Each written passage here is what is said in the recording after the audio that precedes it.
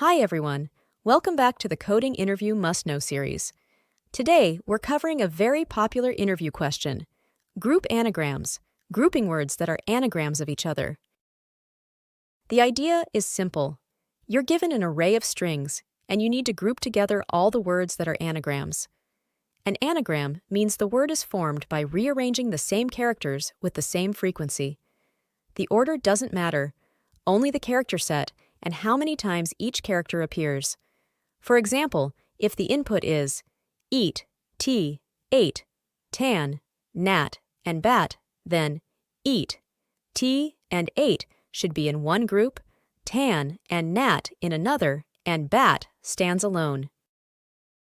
The most classic solution is sort and hash.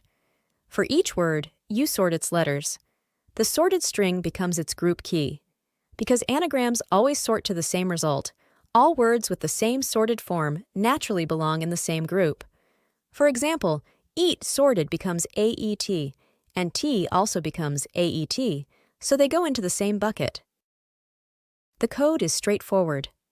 We create a dictionary where the key is the sorted string, and the value is a list containing all words in that group. As we loop through the array, we sort each word and place it into the right list. At the end, we return all the grouped lists. Here, sorting is the main cost. If the average word length is k, the overall time complexity is n times k log k.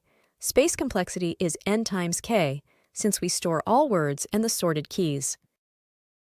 But sorting isn't the only way. There's an even faster method, character counting with a HashMap. Since anagrams have exactly the same character frequencies, we can use a fixed-size count array, for example, length 26 for lowercase letters. As we scan a word, we increment counts for each character. This frequency array becomes the group key. Words with the same frequency pattern naturally fall into the same group. The code is also easy to follow. For each word, we create a count array of length 26 and update it based on each character.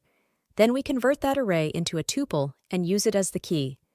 We append the word to the list for that key, and at the end, we output all the groups. Because counting is linear and doesn't require sorting, the time complexity is n times k. The space complexity is also n times k, since we store all the original strings, and each group key is just a fixed-size array of 26 counts, which is essentially constant overhead. This method gives the best performance when the character set is fixed, and it's often the version interviewers prefer.